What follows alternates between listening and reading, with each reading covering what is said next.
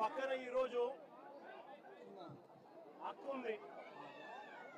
ఈ అక్క మత్స్యకార కుటుంబాలకు సంబంధించిన చనిపోయిన నా సోదరుడి భార్య. ఈ అక్క చిన్న మత్స్యకార కుటుంబానికి చెందిన ఒక బాధిత కుటుంబ సభ్యుడు మృత్యుతో పోరాటం చేసి 7 మంది కలిసి వేటకు వెళ్తే పట్టించుకునే నాతుడు లేక బోటు క్యాప్సైజ్ అవుతే 20 గంటల పై చిలుకు సముద్రంలో యుద్ధం చేసి మిగిలిన 6 మంది చనిపోతే కేవలం ఒకే ఒకడు బాధితుడు, ఒకడు మాత్రం బతికినాడు. చిన్న ఇంకొక అక్క ఇంకొక బాధితుడికి సంబంధించిన భార్య. అబద్ధమా? వీళ్ళందరూ ఈరోజు వీళ్ళందరూ కూడా ఈరోజు ఎందుకు మీడియా ముందర నిలబడ్డారు? ఎందుకు వీళ్ళందరూ కూడా జరిగిన అన్యాయానికి గొంతు విప్పి మీడియా ద్వారా వాళ్ళ బాధను తెలియజేసే కార్యక్రమం ఎందుకు చేస్తా ఉన్నారు అన్నది మానవతా దృక్పథంతో ప్రతి ఒక్కరూ కూడా ఆలోచన చేయాలి. నేను అడుగుతా ఉన్నాను, ఇదే ప్రభుత్వం జరిగిన ఘటనను ఒకసారి చూస్తే, జరిగిన విషయాలను ఒకసారి గమనిస్తే అసలు ప్రభుత్వం అన్నది ఎంత అన్యాయంగా బిహేవ్ చేసింది, మానవత్వం అన్నది లేకుండా ఎలా బిహేవ్ చేసింది అన్నదానికి ఈ ఉదాహరణ ఒక అద్దం పడుతుంది. జూలై 1వ తారీఖున చిన్న తనతో పాటు మరో 6 మంది, అంటే మొత్తం 7 మంది కలిసి వేటకు బయలుదేరినారు. తన బోట్లో వేట కూడా బోటు క్యాప్సైజ్ అయ్యే ప్రదేశం వచ్చేసరికి కేవలం 10 మైళ్ళు విశాఖపట్నం గంగవరం పోర్టు నుంచి విశాఖపట్నం పోర్టు, గంగవరం పోర్టు, ఇక్కడ నుంచి కేవలం 10 మైళ్ళ దూరంలోనే ఈ క్యాప్సైజ్ జరిగింది, ఈ బోటు ఘటన జరిగింది. 2 గంటల జూలై 1వ తారీఖున తాను వేటకు పోయి జూలై 4వ తారీఖున, అంటే 3 రోజుల తర్వాత జూలై 4వ తారీఖున చిన్న తాను ఫోన్ చేసి 2:31 ఇది తన కాల్ డేటా, తన ఫోన్ నుంచి తాను ఎవరికి ఫోన్ చేశాడు అని చెప్తా ఉన్న కాల్ డేటా, తన ఫోన్ కాల్ డేటా తన మేనల్లుడు గురునాథకు జూలై 4వ తారీఖున 2:31 తాను ఫోన్ చేసి మరో గంటలో ఇంటికి వస్తున్నాను అని తాను చెప్పాడు.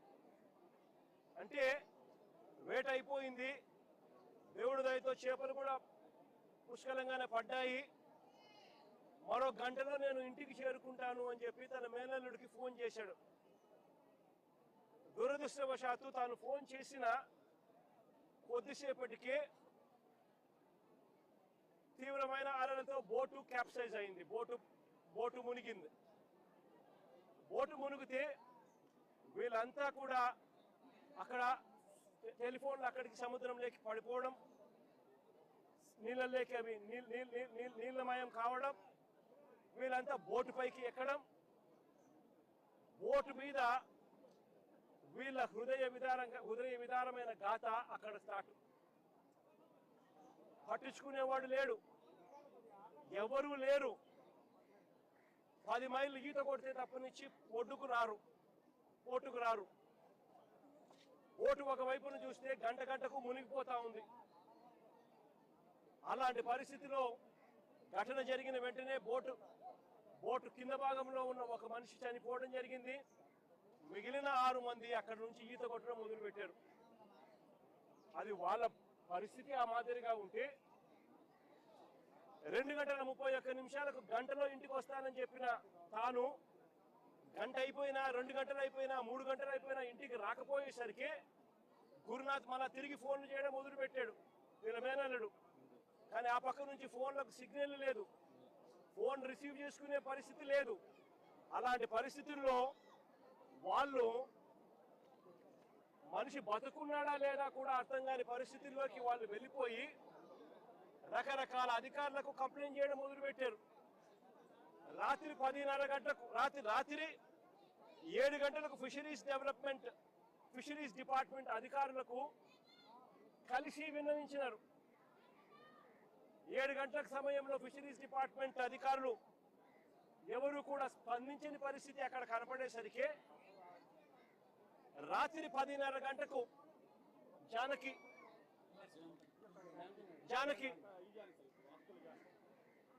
జానకి కలెక్టర్లకు, సిఐకి, కలెక్టర్కి, మెరైన్ సిఐకి ఇద్దరికి కూడా తాను మెసేజ్ పెట్టాడు.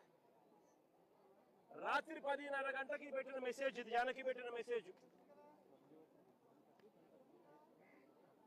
This is Janaki Vasupalli, so and so, 8 members of fishermen missed along with fishing boat. Request to please pursue the search operation near Gangavaram coast. Specific coordinates తో సహా గంగవరం ప్రాంతం నుంచి గంగవరం కోస్ట్ దగ్గర ఘటన జరిగింది అని చెప్పి సమాచారం ఉన్న నేపథ్యంలో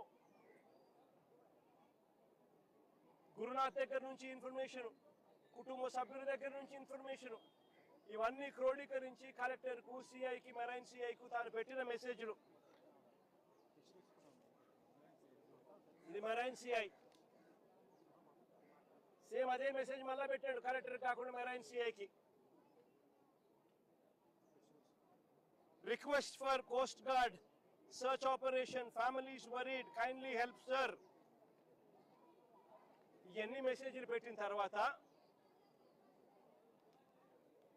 మనం ఏమైనా కూడా ఏం ఎక్స్పెక్ట్ చేస్తాము? విశాఖపట్నం ఇక్కడే ఉంది. విశాఖపట్నం ఇక్కడే ఉంది అని అంటే దాని అర్థం ఏంది?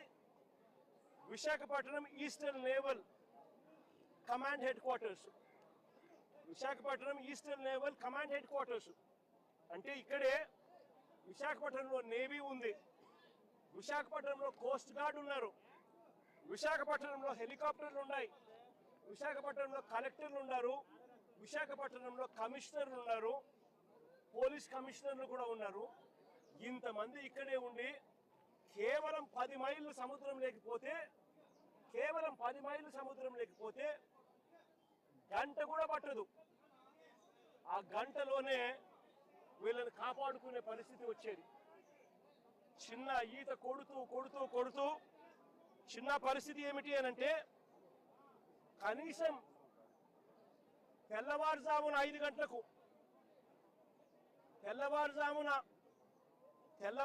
అంటే 5వ తారీఖున 4వ తారీఖున ఘటన జరిగితే 4వ తారీఖున సుమారుగా 2:30-3 మధ్యాహ్నం పూట బోట్ క్యాప్సైజ్ అయితే అక్కడ నుంచి మరుసటి రోజు తెల్లారు జూలై 5వ తారీఖున తెల్లవారుజామున కనీసం 7 గంటల కన్నా పొద్దున్నే కనీసం మనుషులు వస్తే, కోస్ట్ గార్డ్ వచ్చిందంటే కూడా కనీసం 5-6 మంది బతికిందురు అని చెప్పి చిన్న చెప్తా ఉన్నాడు.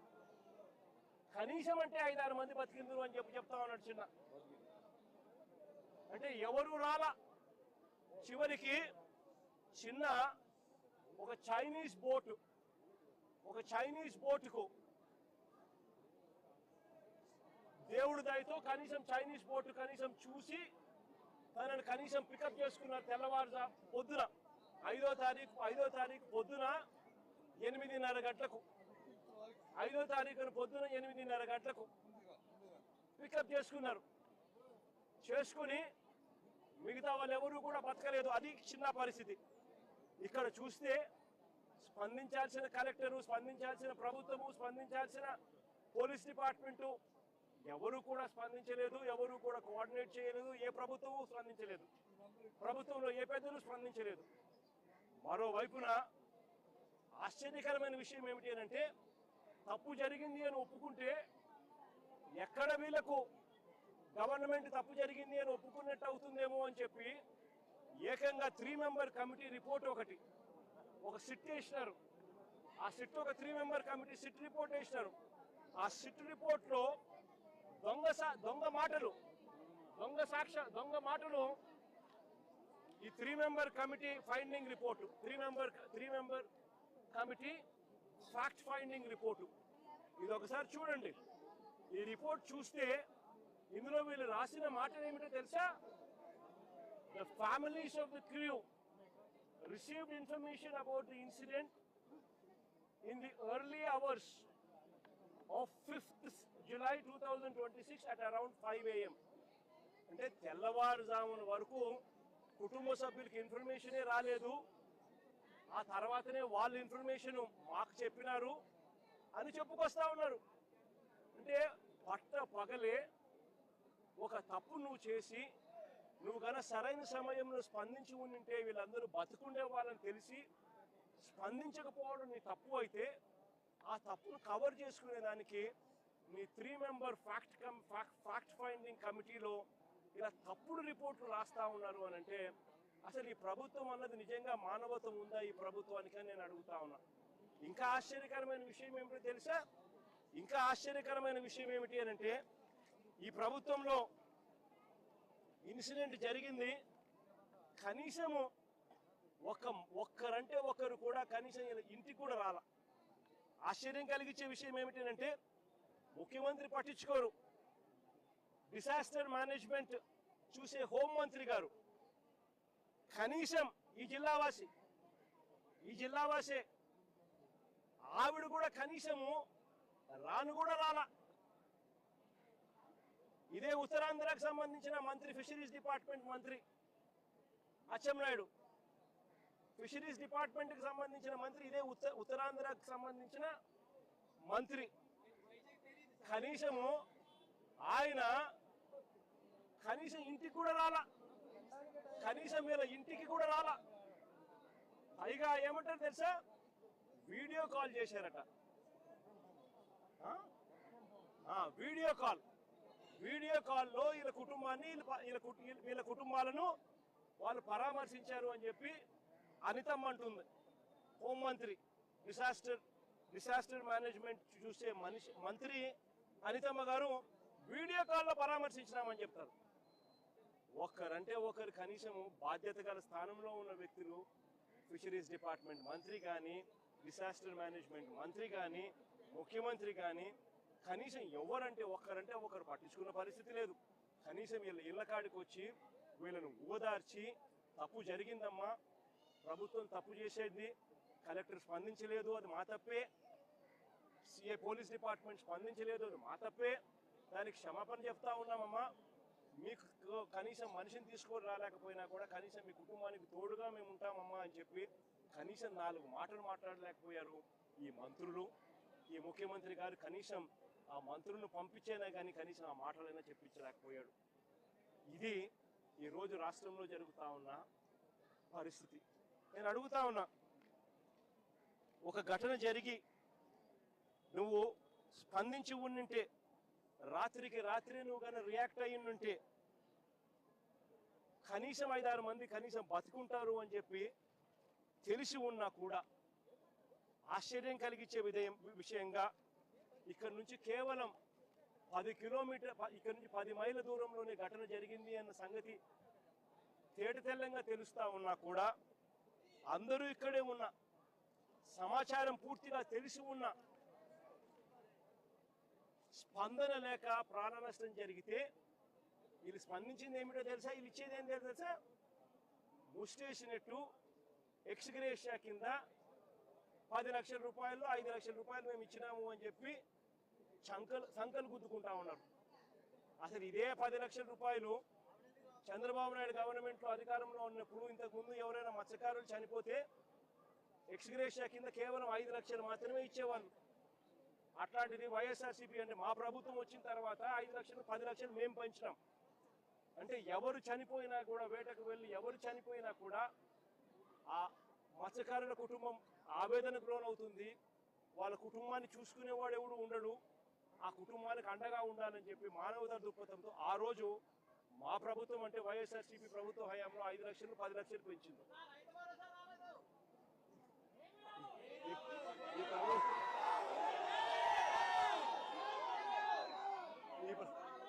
ఈ ప్రభుత్వంలో ఏమీ రాదు, అది పక్కన పెడితే ఆ 10 లక్షలు ఏదైతే అప్పట్లో గత ప్రభుత్వంలో మేము అనౌన్స్ మేము ఏదైతే ఇంప్లిమెంట్ చేసినామో, మామూలుగా ఏ తప్పు జరగకపోయినా కూడా, ప్రభుత్వం ఏ తప్పు చేయకపోయినా కూడా, నార్మల్ సర్కమ్స్టాన్సెస్ లో ఏదైనా దుర్ఘటన జరిగితే ఆ 10 లక్షల రూపాయలు ఇచ్చే పరిస్థితి. అలాంటిది ఇంత ప్రభుత్వం తప్పు జరిగినప్పుడు, ప్రభుత్వమే దీనికి బాధ్యత వహించాల్సిన పరిస్థితి ఉన్నప్పుడు కేవలము ఆ 10 లక్షల్లోనే 5 లక్షలు ఇచ్చి చేతులు దులుపుకుంటాము అని అంటే ఇది కరెక్టేనా, న్యాయమేనా, ధర్మమేనా అని అడుగుతా ఉన్నా. మరొకసారి ఈ ప్రభుత్వం ఇలాంటి తప్పులు ఎవరు చేయకుండా ఉండాలి అని అంటే కలెక్టర్లు కానీ, పోలీస్ డిపార్ట్మెంట్ కానీ ఒక కంప్లైంట్ కానీ చేతికి వస్తే, మనుషులు చనిపోతా ఉన్నారు, వెంటనే ఆదుకోవాలి అని చెప్పి ఎవరైనా కంప్లైంట్ చేస్తే స్పందించే తీరును మెరుగుపరచాలి అని అంటే ప్రభుత్వం అన్నది ఒక షాక్ తగిలితే తప్పనిచ్చి, ఆ అధికారులకు ఒక షాక్ తగిలితే తప్పనిచ్చి స్పందన అనేది రాదు. కాబట్టి ఖచ్చితంగా చెప్తా ఉన్నాం, ఈ చనిపోయిన 6 కుటుంబాలకు ప్రతి కుటుంబానికి ₹1 కోటి కాంపన్సేషన్ ఖచ్చితంగా.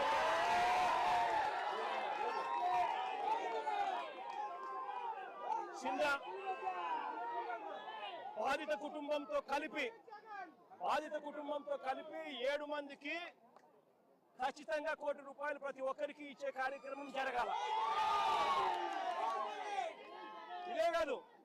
ఇదే కాదు ఖచ్చితంగా బోటు కూడా, కొత్త బోటు కూడా, వీళ్ళు ఏదైతే బోటు పోగొట్టుకున్నారో కొత్త బోటు కూడా తీపిచ్చాల. కనీసం ఈ మాదిరిగా ప్రభుత్వం అన్నది షాక్ తగిలితే తప్పనిచ్చి, కనీసం రేపు పొద్దున అధికారులు అనే వాళ్ళు ఎవరైనా కూడా ఏదైనా కంప్లైంట్ వస్తే ఇంత సివియర్ గా రామిఫికేషన్స్ ఉంటాయి, ఇంత సివియర్ గా పెనాల్టీస్ ఉంటాయి. కాబట్టి ఖచ్చితంగా ప్రభుత్వం తప్పిదం అనేది ఉండకూడదు అని జాగ్రత్తలు పడతారు. ఎవరైనా కూడా కంప్లైంట్ ఇస్తే వెంటనే పరిగెత్తి వాళ్ళకి సహాయం చేసే కార్యక్రమం జరుగుతుంది. ప్రభుత్వం అన్నది రోల్ మోడల్ గా ఉండాలి. ప్రభుత్వం అన్నది తప్పు చేసే ప్రభుత్వంగా ఉండకూడదు. కాబట్టి ఇలాంటి ఖచ్చితమైన కాంపన్సేషన్స్ ఖచ్చితంగా ఇవ్వాలని ఈ రాష్ట్ర ప్రభుత్వాన్ని గట్టిగా డిమాండ్ చేస్తా ఉన్నా. నేను ఇంకొకటి కూడా చెప్తా ఉన్నా, ఈ ప్రభుత్వం కనీసం వీళ్ళని చూడడానికి ఇంటికి కూడా రాలా. కనీసం ఆమె కూడా మానవత్వం కూడా లేని ఈ ప్రభుత్వం. నేను ఇళ్ళల్లో ఈ కుటుంబ సభ్యులకు అందరికీ కూడా ఒకటే చెప్తా ఉన్నా, ఈ చెల్లికి చెప్తా ఉన్నాను, ఈ తల్లికి చెప్తా ఉన్నాను, చిన్నకు చెప్తా ఉన్నాను, ఈ ప్రభుత్వము స్పందించకపోయినా కూడా ఎవరు భయపడకండి, బాధపడకండి. కళ్ళు మూసుకొని కళ్ళు తెరిచేసరికి 3 ఏళ్ళు అయిపోతాయి. ఆ తర్వాత మన ప్రభుత్వం వస్తుంది. మన ప్రభుత్వం వచ్చిన 1 నెలలోపే ఈ ప్రభుత్వం ఇవ్వకపోయినా జగనన్న ప్రభుత్వం ఈ కుటుంబాలకు తోడుగా ఉండి 1 నెలలోపే మేము చేస్తున్నామని చెప్తా ఉన్నాను. నాది బాధ్యత, ఖచ్చితంగా చేపిస్తానని మాట చెప్తాను. చేయిస్తాము.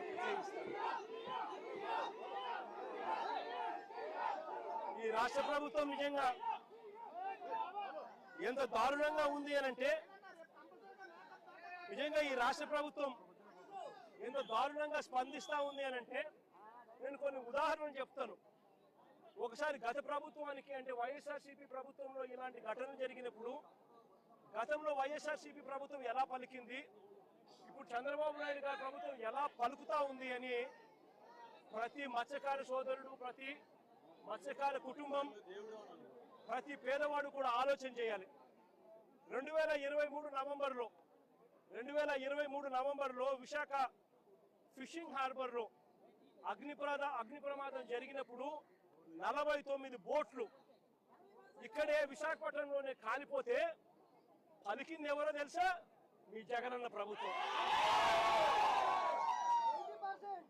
ఏకంగా వెంటనే 80% ఆ బోటు విలువలో 80% విలువ కట్టి 7,11,00,000 రూపాయలు వెంటనే వాళ్ళకి రిలీజ్ చేసినాం ఆ రోజు 2023 నవంబర్లో.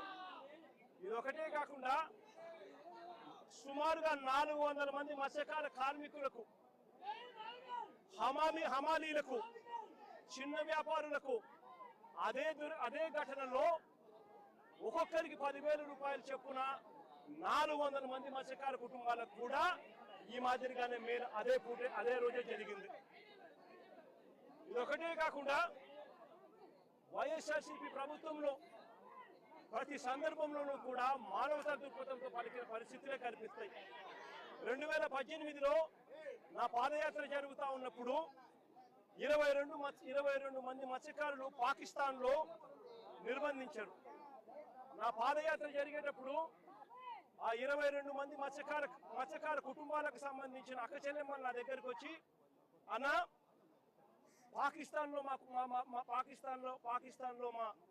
మా మొగుళ్ళందరూ కూడా ఇరుక్కొని పోయినారన్న, వేటకు పోయిన పరిస్థితుల్లో పాకిస్తాన్ జైళ్లలో ఈరోజు నలుగుతా ఉన్నారన్న అని చెప్పి ఆ కుటుంబ సభ్యులు నాకు చెప్తే 2018లో జరిగితే ఇది పాదయాత్ర జరుగుతూ ఉన్నప్పుడు నేను ఆ అక్క చెల్లెమ్మలకు మాటిచ్చిన, మన ప్రభుత్వం అధికారంలోకి వచ్చిన తర్వాత మీ వాళ్ళను ఖచ్చితంగా తీసుకొని వస్తాము అని చెప్పి. అధికారంలోకి వచ్చిన తర్వాత కేంద్ర ప్రభుత్వంతో మనం దౌత్యం జరిపించి 2020 జనవరి 5వ తారీఖున ఆ 22 మంది మత్స్యకారులను అక్కడి నుంచి విడుదల చేయించి రాష్ట్ర ప్రభుత్వం మళ్ళీ ఇక్కడికి తీసుకొచ్చింది. తీసుకురావడమే కాకుండా వాళ్ళ ప్రతి కుటుంబానికి కూడా ఒక 5 లక్షల రూపాయలు ప్రతి ఒక్కరికి చేతిలో పెట్టి మరి వాళ్ళకు జీవనాధారం కూడా చూపించింది ఆ రోజు వైఎస్ఆర్సీపీ ప్రభుత్వం. అప్పట్లో మళ్ళీ 2019లో మళ్ళీ మత్స్యకారులను 9 మంది మత్స్యకారులను బంగ్లాదేశ్లో వేటకు వెళ్ళి బంగ్లాదేశ్లో వాళ్ళందరూ కూడా నిర్బంధానికి లోనవుతే ఆ 9 మందిని కూడా సురక్షితంగా అప్పట్లో మళ్ళా కేంద్ర ప్రభుత్వంతో దౌత్యం చేసి సురక్షితంగా బంగ్లాదేశ్ నుంచి కూడా మళ్ళీ అప్పట్లో తీసుకొచ్చింది కూడా వైఎస్ఆర్సీపీ ప్రభుత్వమే. ఇదొకటే కాదు, ఇలాంటివన్నిటికీ కూడా పర్మనెంట్ గా ఫుల్ స్టాప్ పెట్టాలని, నిజంగా మత్స్యకారులు ఎక్కడికెక్కడికో వెళ్ళి బంగ్లాదేశ్ పాకిస్తాన్లకు వెళ్ళి అక్కడ వాళ్ళు నిర్బంధానికి లోను కాకూడదు అని చెప్పి పర్మనెంట్ గా ఫుల్ స్టాప్ పెట్టాలి అని చెప్పి దీనికి ఇంతకు ముందు ఎప్పుడు జరగని విధంగా మత్స్యకారుల కోసమే ఏకంగా 10 ఫిషింగ్ హార్బర్లు రాష్ట్ర ప్రభుత్వంలో కట్టడం మొదలుపెట్టాం. మన రాష్ట్రంలో జరిగింది మొట్టమొదటిసారిగా. మత్స్యకారులు ఎక్కడికెక్కడికో వెళ్లాల్సిన అవసరం లేకుండా మన రాష్ట్రంలోనే వాళ్ళకు జీవనోపాధి ఉండాలి అని చెప్పి వాళ్ళ కోసమే ఫిషింగ్ హార్బర్లు ఏకంగా 10 ఫిషింగ్ హార్బర్లు ఏకంగా స్టార్ట్ చేసినాం. జువలదిన్న నెల్లూరు జిల్లాలో, నిజాంపట్నం గుంటూరు జిల్లాలో, మచిలీపట్నం కృష్ణా జిల్లాలో, ఉప్పాడ తూర్పుగోదావరి జిల్లాలో, బూడగట్లపాలెం శ్రీకాకుళం జిల్లాలో, పూడిమడక అనకాపల్లి జిల్లాలో, కొత్తపట్నం ప్రకాశం జిల్లాలో, ఓడరేవు ప్రకాశం జిల్లాలో, బియ్యపుతిప్ప పశ్చిమ గోదావరి జిల్లాలో, మంచినీళ్లపేట శ్రీకాకుళం జిల్లాలో ఏకంగా ఈ 10 ఫిషింగ్ హార్బర్లకు శ్రీకారం చుట్టాము. వేగంగా పనులు కూడా చేయించడం మొదలుపెట్టాం.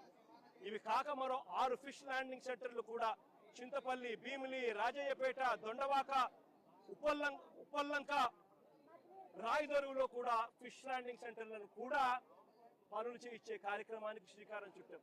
నేను ఒకటే చెప్తా ఉన్నా, ఎందుకు ఇవన్నీ కూడా చేశాము అని అంటే మానవత్వంతో చేశాం. మన వాళ్ళు ఎక్కడికెక్కడికో వెళ్ళి ఇరుకులు పడాల్సిన అవసరం లేకుండా మన వాళ్ళకి ఇక్కడే మన వాళ్ళకి ఫిషింగ్ హార్బర్లు ఉండాలి. మన వాళ్ళకి ఇక్కడే ప్రభుత్వం సబ్సిడీతో బోట్లు కొనుగోలు చేసి వాళ్ళకి ఇప్పించే కార్యక్రమం జరగాలి. మన ప్రభుత్వం కానీ వైఎస్ఆర్సీపీ ప్రభుత్వం కానీ తిరిగి వచ్చిందంటే ఈ 10 ఫిషింగ్ హార్బర్లలోనూ కూడా ఒక్కొక్క ఫిషింగ్ హార్బర్లలో కనీసం అంటే 10,000 బోట్లు కనీసంగా తిరుగుతూ ఆ 10,000 బోట్లకు సంబంధించి ఒక్కొక్క బోటుకు 7-8 మంది ఓనర్లను చేస్తూ కనీసం ఈ 70-80 వేల మందిని ఒక్కొక్క చోట వీళ్ళందరికీ కూడా జీవనోపాధి చూపిస్తూ ఏకంగా 50% గ్రాంట్ స్టేట్ గవర్నమెంట్ ఇస్తూ లోన్ మరో 50% లోన్ ఇప్పిస్తూ వీళ్ళందరికీ కూడా మంచి చేసి వీళ్ళ కాళ్ళ మీద నిలబెట్టే గొప్ప అడుగు పడి ఉండేది. రాష్ట్ర ప్రభుత్వం నిజంగా మారింది. ఈరోజు జరుగుతూ ఉన్నది ఏంటంటే ఫిషింగ్ హార్బర్లు మనం ఎవరైతే మత్స్యకారుల కోసం మనం కట్టించాలని మనం అనుకుంటే ఆ ఫిషింగ్ హార్బర్లు ఇవాళ స్కాములు చేస్తూ అమ్ముతున్నారు. జువెల్దిన్న ఫిషింగ్ హార్బరు చేపల కోసం పోయే మత్స్యకారులకు బోట్లు కొనిచ్చి ఆ బోట్లను పార్కింగ్ చేసే దానికోసం ఆ హార్బర్ను వాడాల్సిన చోట ప్రైవేటుకు చంద్రబాబు నాయుడు స్కాములు చేస్తూ అమ్ముతా ఉన్నాడు. నిజంగా ప్రతి మత్స్యకారు సోదరుడు కూడా ఆలోచన చేయాల్సిన అవసరం వచ్చింది. రాష్ట్రంలో ఉన్న ప్రతి పేదవాడు కూడా ఆలోచన చేయాల్సిన పరిస్థితి కూడా ఉంది.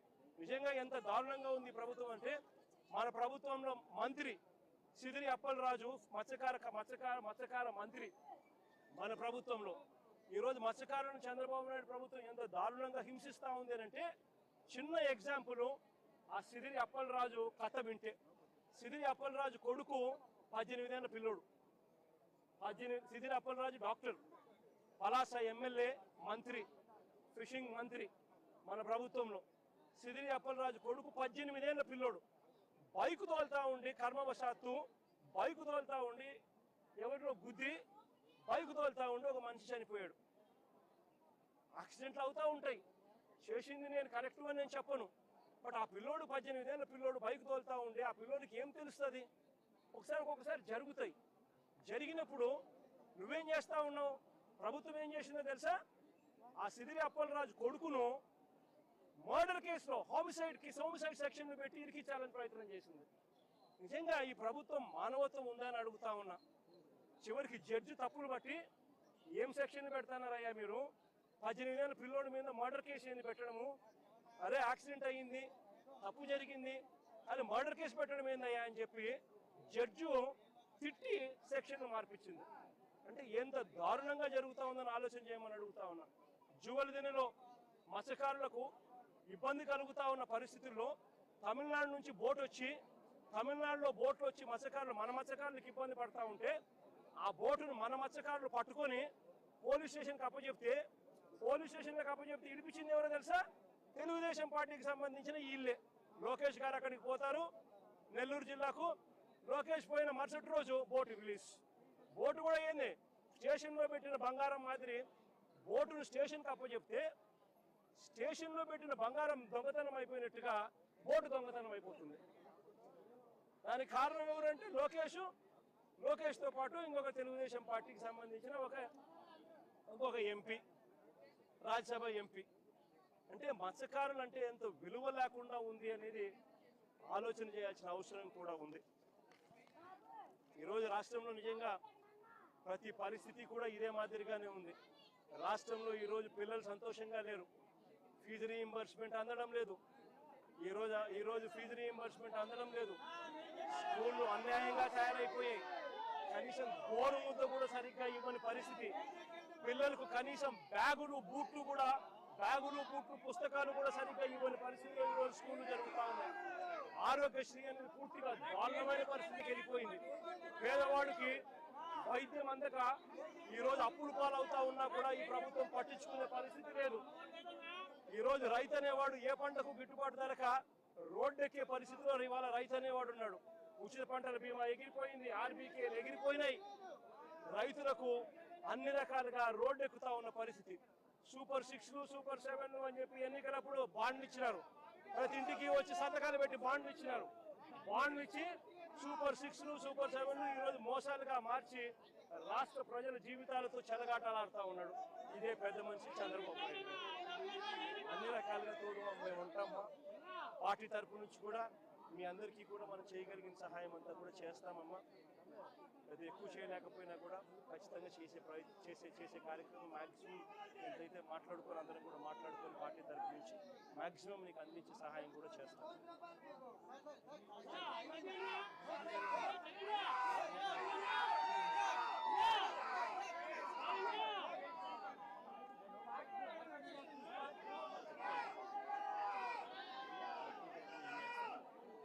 చేస్తాం, మాట్లాడుకొని చేస్తాం, సాయం చేస్తాం, తప్పకుండా చేస్తాం.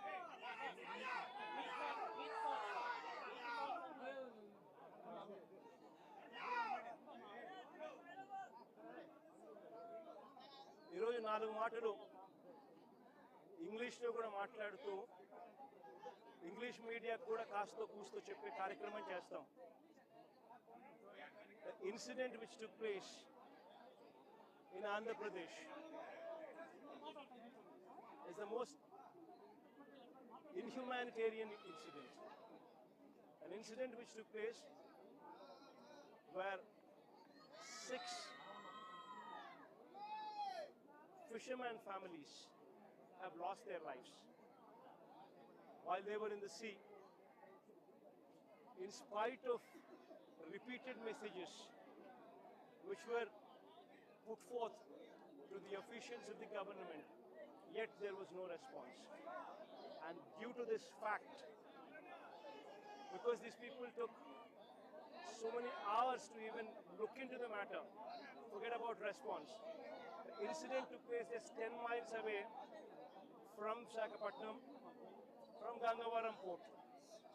In Vizag, you have Coast Guard, you have Navy, you have the collector, you have the commissioner, you have the entire government here. Yet, in fact, Vizag is also Eastern headquarters of Eastern Naval Command.